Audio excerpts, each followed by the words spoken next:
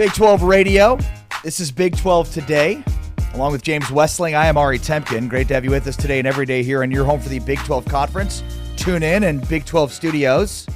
We are presented by Modelo. Great basketball weekend ahead.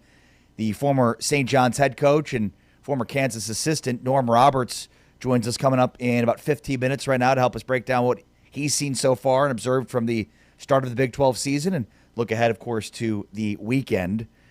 We've been breaking down position groups each and every day here on Big 12 Radio with our all Big 12 teams.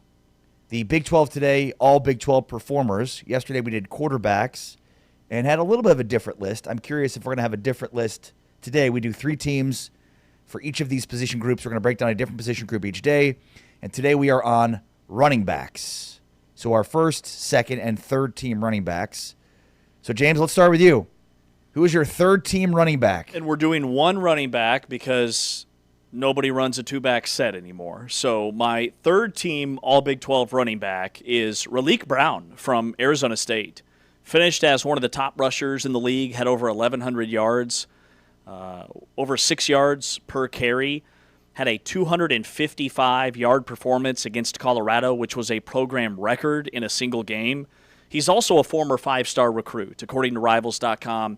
He went to a powerhouse high school out in California, signed with Oklahoma and Lincoln Riley out of high school, transferred from Oklahoma to go with Lincoln Riley to USC, and then couldn't get on the field. Battled through some injuries. His first year was last year in Tempe, but he only played in 2 games. Took a medical red shirt, and this year I think he was one of the most underrated backs in this conference.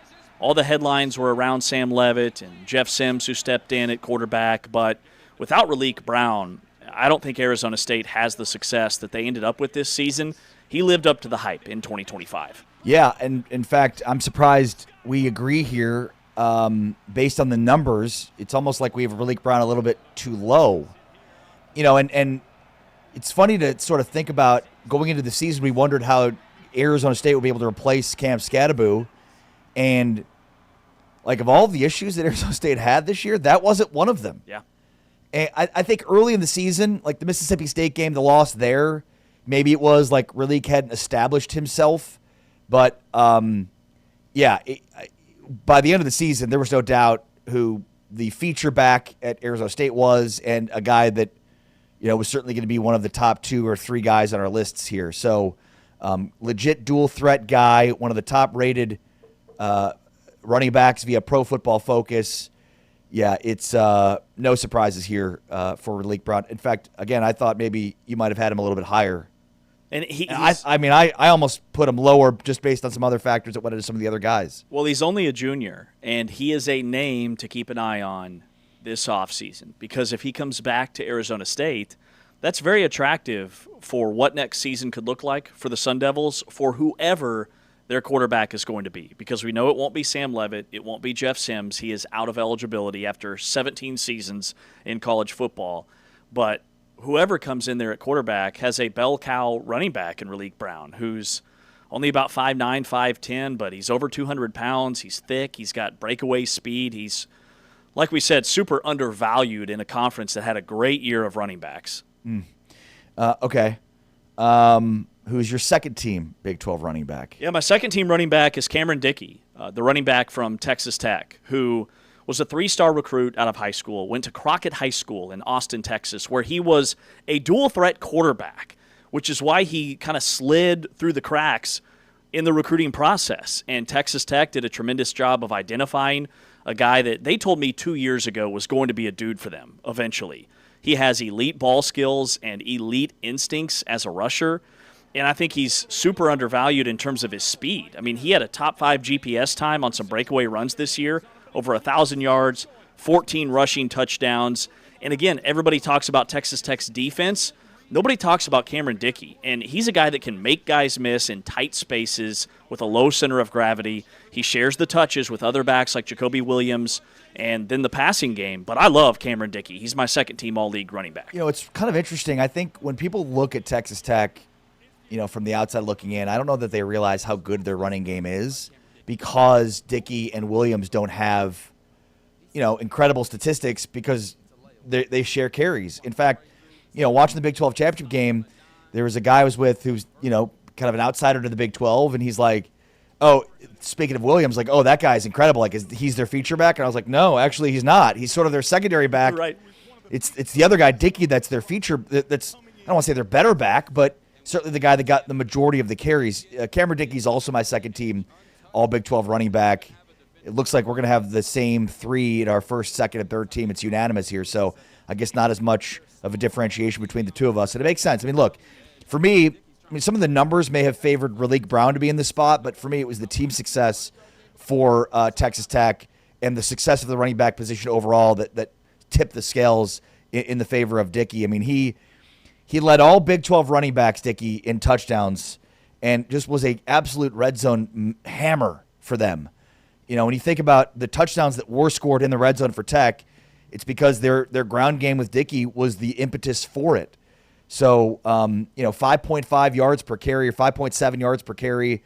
So an elite back with, still not a huge, when you think about like the year that Scadaboo had last year, like he was every down, and with the change of pace that Williams gives them with Dickey, it's an electric backfield. So Dickey also my second team running back for the Big 12. Well, I just keep circling back to the game he had against Kansas. I mean, he had over 200 yards in that game, and he was a one-man wrecking crew. He had defenders on skates. He was plowing through defenders, and just the way he gashed that KU team and a defense that at that time in the season was still a top-half defense in the Big 12.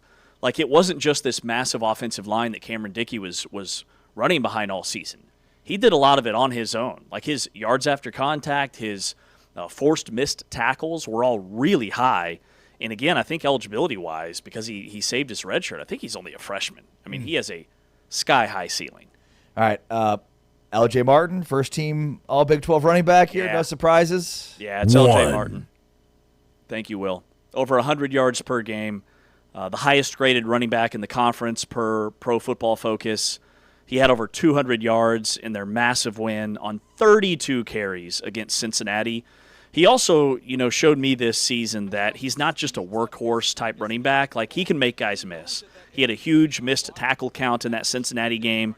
He's able to wear down defenses with his physicality, but also, like, he's got some cutback ability as well. And it's LJ Martin for me. He averages a century per game on the ground. LJ Martin's my first team all Big 12 running back. Yeah, just absolutely no argument here. LJ Martin, first team. In fact, again, we're unanimous in our first, second, and third team selections here.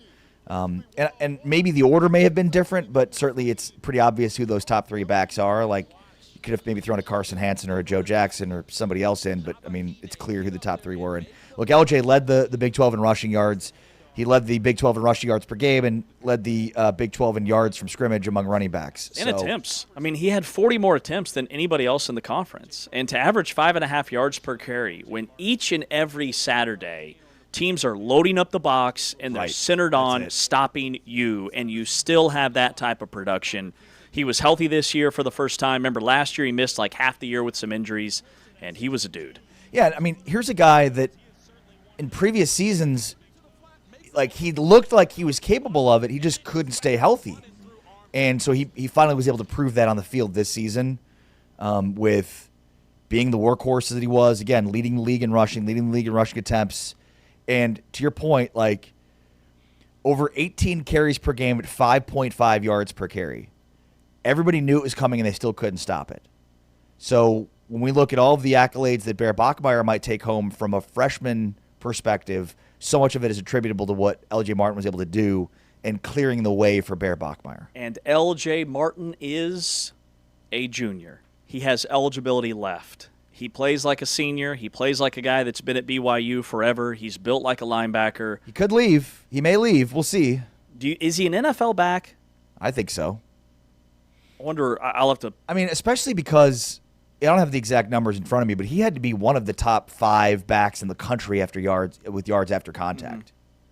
I mean, his ability to make people miss, to shed blockers, to maintain balance. I think he's an NFL back. What's his size? So he's a bigger back. Yeah. He's over 215 pounds. I think he's about 6 foot. NFL mock draft database, who takes a composite kind of where these guys grade out based off of all the websites out there. They've got him projected as a 6th-round pick. Some mock drafts have him as high as a 4th-round pick. So he's a guy that's definitely going to get drafted if he wants to play in the NFL this season. So that'll be a decision that BYU fans will be on edge to find out what he's going to do, because to think about him and Bear Bachmeier next year in that backfield together, once again, for BYU, another year stronger, faster, more dialed in, that's scary for the rest of the league. That's James Westling. I'm Ari Temkin. That's a look at our Big 12 today, all-conference running backs. So quarterbacks, running backs, who are we going to do on Monday? Either receivers or offensive line. Receivers it is. All right, we will unveil our top 3, first team, second team, and third team, all Big 12 receivers on Monday, and we'll keep carrying along the offensive side before switching to the defensive side here on Big 12 today. All right, along with James Westling, I am Ari Temkin. This is Big 12 Today, presented by Modelo, heard on TuneIn and watched on Big 12 Studios. On the way next, Norm Roberts, the longtime Bill Self assistant, former head coach at St. John's, joins us to break down the Big 12 basketball weekend ahead. This is Big 12 Today on Big 12 Radio and on TuneIn and Big 12 Studios.